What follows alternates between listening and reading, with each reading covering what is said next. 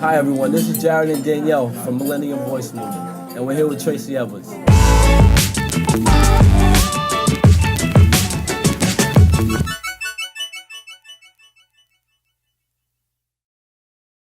Millennial Voice Movement is an information platform for ages 18 to 26. As millennials, we are often overlooked in the community as far as voting, community policies and stuff like that. So we want to really get everyone out there to be able to have a voice for themselves and for everyone else. We are here at Black and Blue Seafood Chop House, located at 65 Wall Street, Huntington Village. Tracy, before we get started, would you like to tell us a little about yourself? Well, sure. I am currently the town councilwoman of the Town of Huntington. Councilwoman is the legislative body that actually makes sure that policies and programs and laws work for all of our 2003 residents. Okay. What is the first word that comes to your mind when you hear Huntington? Home. Home. Okay, no, it's good. Always lived here How long have you been here for? all my life, 55 years. I am the second generation Huntington. I'm fortunate that my mom's still alive, who still lives here. My daughter lives in Huntington, and my grandchildren live in Huntington. I wouldn't live anyplace else. It's a great town. Mine is family. I feel like Huntington is such a close community, and everyone around just knows everyone. And if you're not directly family, you definitely have love for someone else around the community. So. It is, Huntington is, it's unique because within Huntington we have various communities, and each community is very unique on itself, and then the total town comes together, and it's absolutely wonderful. We have everything here. Right, absolutely. No, and when I hear Huntington, I think community. I'm lucky enough to have met the people I've met here and been able to work and for my own career just from living in this town and making my own network. So it's great. It's wonderful. All right, so we know you're really involved in the community. So we just want to hear a little bit more about the youth-oriented programs that you're involved in or support or organize yourself. Well, I'm really excited that this is going to be our third year for the summer youth program that we have partnered with in your school district, South Huntington School District, and Walt Whitman High School. So what we've done is it was all about recreational programs, and now we have grown that we are making sure that we are including photography, robotics, finance, everything that we can to make sure that our young people, mostly in the teenage, middle school and high school, have some place to go, in the summertime during the evenings, because that's when kids are most vulnerable, and we want to make sure that they are very active. We also have a special needs program on Friday nights. So I love to do everything I can for young people. And for older youth, we have partnered with the United Way to make sure that people that are coming out of school that may not have the opportunity to go to college or may choose another path, we've partnered with the Long Island Federation of Labor to have pre-construction, electrical, plumbing, all the green energy programs. So it's something for everybody, because as important as a college education is, there are some that do not choose that path, and we want to make sure in Huntington that we have a path for everybody. That's amazing. So providing something basically for everyone. That's it. It's great. That's right. They want to do. That's great. It's amazing. Black and blue? Love black and blue. Love black and blue. Love the chopped salad. Love the scallops and the shrimp. They have something for everybody. There's something for They absolutely do. Yes. What's your favorite thing on the menu?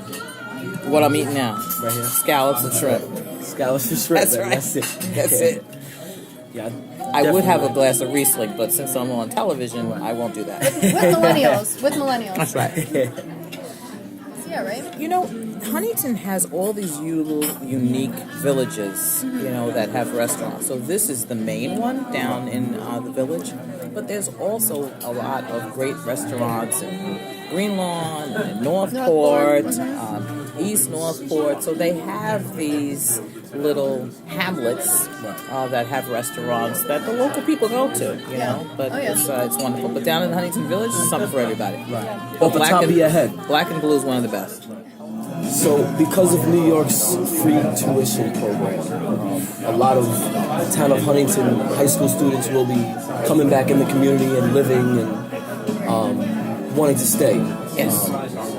So, are you planning on opening up more opportunities for jobs in the community for these kids to come back and have an opportunity to work and actually stay? You know, we have a lot of great businesses in this island. So it would be my goal is to partner with all of these corporations to find out strategically what their needs are going to be in the future, and then map that with the skills and the talents of all of our millennials, so that when they go away and they come home, there is a skill set that's needed right here in the community. You know, we have, whether it's here at Black and Blue, if somebody's doing culinary, you know, to a lot of the manufacturing firms that we have in Melville, that we have a Northwell Health Hospital, so there's not a lot of gaps in terms of corporation and skill set. So I would want to work with all of the corporations that are here just to find out what can they commit to, you know, because there are jobs that are out there. It's just that a lot of the corporations are saying that they can't find the people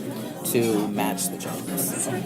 So you're saying it's harder for the corporations to actually find the students than it is for the students to find the corporations. That's right. And that's important. It's really important for these students to know. Right. And you know, especially since a lot of our young people are going to school locally. So why not try to do that now? Right? So that they are, you know, we're in the schools finding out who is taking what track, you know, in terms of curriculum, so that then when they come out, there's a job waiting for them. You know, Absolutely. Nobody wants to come out of college and live in their parents' basement. Right? They want to be able to come out, get a job, get an apartment, and your parents don't want you in their basement anymore. You know, so really, they want you to go. They want you to be close, but they don't want you there anymore. You know, so it's. I think that we have a lot of opportunity. Absolutely. Yeah. I agree. Yep. So, a lot of people our age feel like they don't need to get a college degree. They can, you know, graduate from high school and jump right into getting a job or starting a career of their own. Right. Starting their own business of their own. Right. So, how do you feel about that? What would be your advice to them? Well, you know, I did not go straight to college. And as a matter of fact, I have not finished. So I have a whole bunch of credits and a whole bunch of courses. So one of the things that I promised myself is that I would package it all together and get a college degree. But if you don't get a college degree, you're just making it harder for yourself. And you're starting off at a lower income bracket. So while it is true that you do not necessarily have to go to college, for a future, you're better off going straight to college, getting that degree, and then there's more paths available for you. And do you feel the same way for entrepreneurs who have the background, their dad taught them everything they need to know, and now they can go ahead and start their own business? Right. And they have that income ready for them. They don't need to go to school. Yeah, they do, because they want to learn the business end of it, though. Okay. So they may have the entrepreneurial, you know, and I always want to tell young people that they can do both. You know, they can get their college degree, they can get a job, but they can also have something on the side to make extra money. You know, so it's having that entrepreneurial spirit is absolutely necessary. But you want to be able to have a career and have a job, but you want to know where your money's going. You want to be able to invest. You want to make sure that your taxes are being done correctly. You want to be able to save money, and having that business background is going to put all of those pieces together. So, as I told you, we talked about before, I graduated from college last year. I'm in my first year of working, and I want to buy a house. I want to buy a house on Long Island. You know, that's really, really hard. So what are you going to do to help first-time home buyers like myself? Right. So, you know, the good news is we just passed legislation on Tuesday, so that it does two things. One is for those that do not want to buy a house, what we're trying to do is to create an opportunity for them to rent in downtown Village. Right? So right now you're priced out of the market. So to get a one-bedroom apartment down in the Village right now, you're talking about $3,000. So what we've done is work with the developing community to say, listen, 1 out of 5 should be at an affordable rate, and that affordable rate should be based on Nassau Suffolk fair market value. So for 2017, that's about $1,500, and then it's 80%. Our legislation is 80% of the Nassau-Suffolk HUD market value. So it gives an opportunity for you to take that apartment that's down here, and then if it's in a studio, it'll even be cheaper. If it's a 2-bedroom, it'll be higher, but you may be able to have a roommate to split the cost, right? But what it also does is, for that legislation, if you want to buy, it adds into our Affordable Housing Trust Fund for first-time home buyers. So that if you're eligible and you meet the qualifications and you're a first-time home buyer, we want to be able to give you money and give you an opportunity to try to purchase a home at a lower rate. And how do you apply for this, or how do you Lottery. become? Okay. It would be a lottery. Okay. Right. Interesting. And what are some of the qualifications, though? Just to It's income. It's based all on based on income. income. It's all based on Okay. income. Not based on That's age, right. though. No, it's not based on age. No, and we have people that have, I have a young person that just qualified, in order to do that. So, because I always want to encourage people to buy, because if you are renting, renting is not for everybody, buying is not for everybody, but you want to be able to have the opportunity to do both. I just know a lot of people our age feel that Long Island is just too expensive, and especially at Huntington, it's really hard to stay here, especially when you have opportunities where you're paying a quarter of the rent in another state. Sure. So it's definitely something big, for us to focus on. Yeah, so I was really excited to co-sponsor that legislation with Councilwoman Berlin. It just passed, and I think it's going to make a difference in people's lives, and that's what I'm trying to do. All right, so you know what our goal is. So what's your plan? How do you want to attract more millennial voters? Well, I'll tell you that you have to be able to reach, I want to be able to reach millennials where they are. So opportunities like this is great, because there are not a lot of forums where millennials will gather together to hear policy and talk policy. So I want to use Instagram.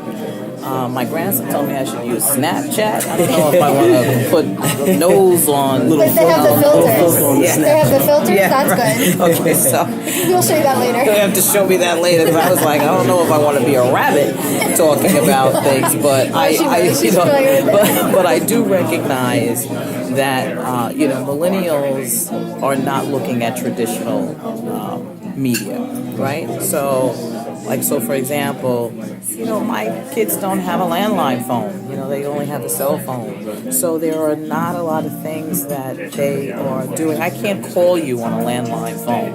So I have to be able to reach you in opportunities like this, and YouTube. And so I want to be able to try everything I can, to meet you where you are.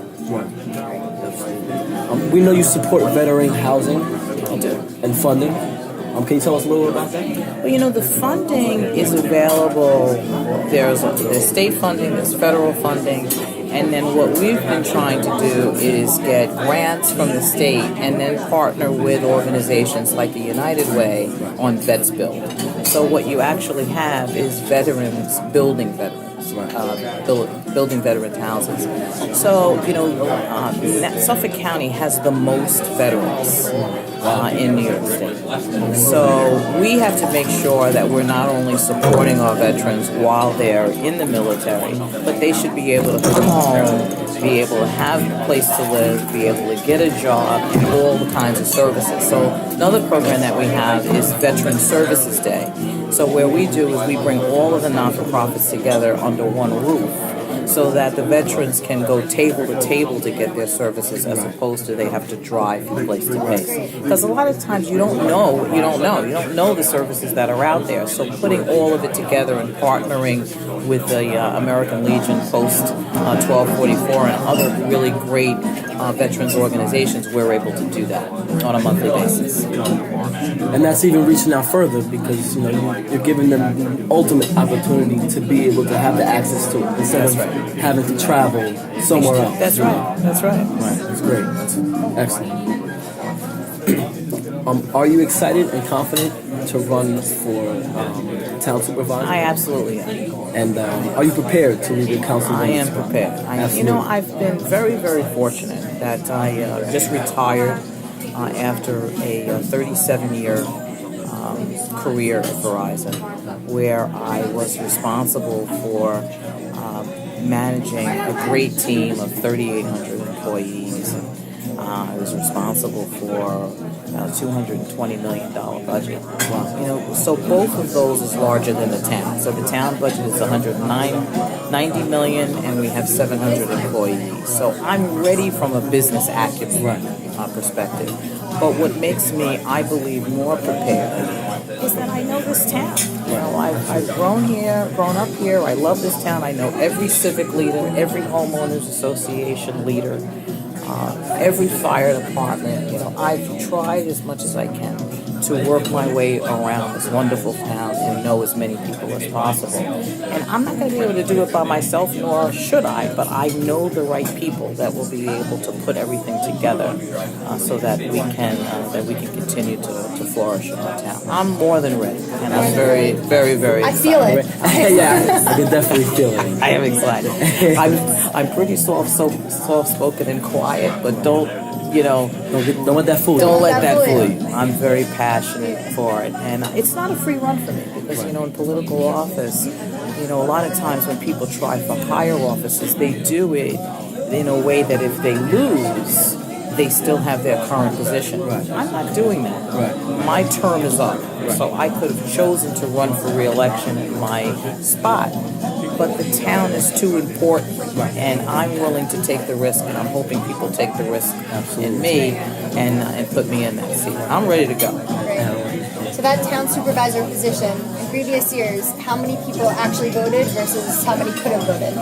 So it was 203 residents, about 19,000 people voted, which is a small number.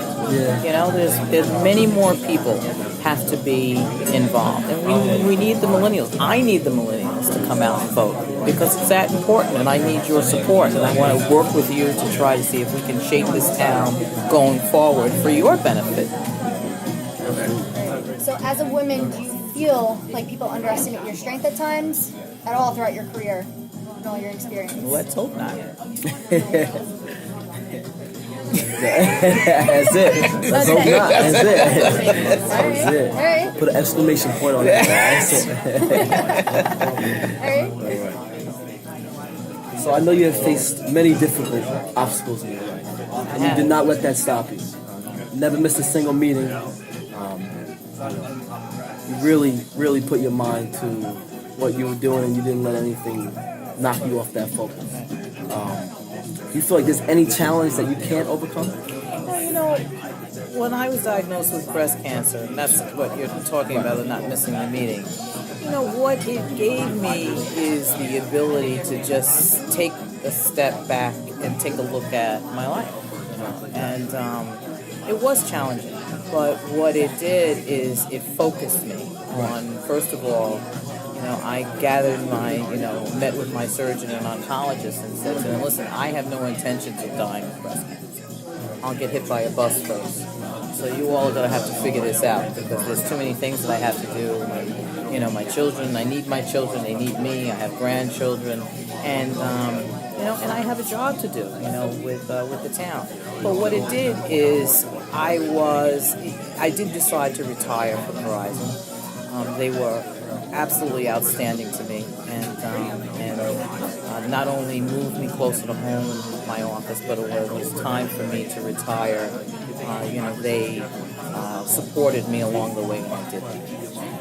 But I don't do anything that I don't want to do, and that's why I know that it's very, very important for me to do this, because I think that it also, from a women's perspective, I asked a lot of questions on my journey of chemotherapy and surgery and radiation, and I learned a lot of things that I knew it was then my responsibility to share with other women. So I was diagnosed, even though I followed my mammographies and my sonograms on an annual basis.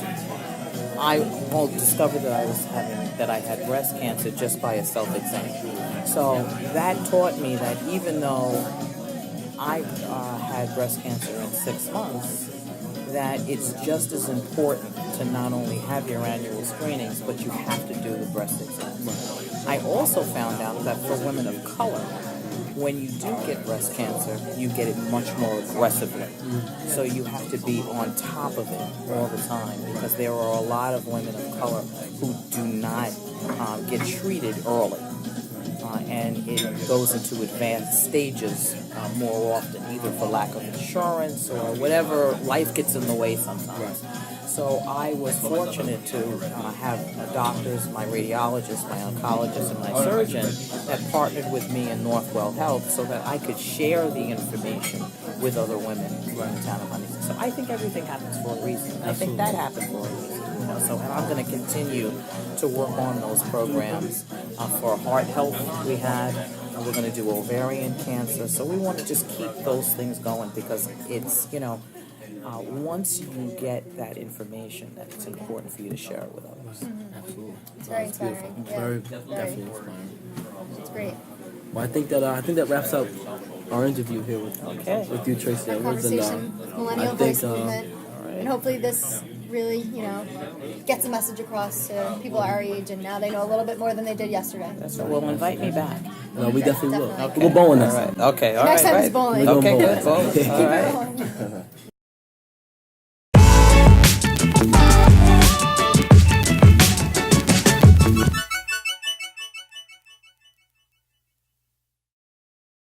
Was it I want to a have dab. dab? I want a dab. So, do you know how to dab? Let's do that first. No. But okay. You don't know how to dab? Dabbing is like, Oh, it doesn't it's know like how to dab. it's like it's kind of like a dance move. It's like a little gesture. It's not a movement, it's a It's like a move. gesture. So like at the end of, let's say, I got 100 on my tank. Oh, I know that. Do that. Okay. you know Yeah. I didn't know what that was. Yeah, I didn't know what Knows that how was. to do a vest. That's it. All right, so we're ready on the count of three. Ready? Yeah. 1, 2, 3. There we go. Love it.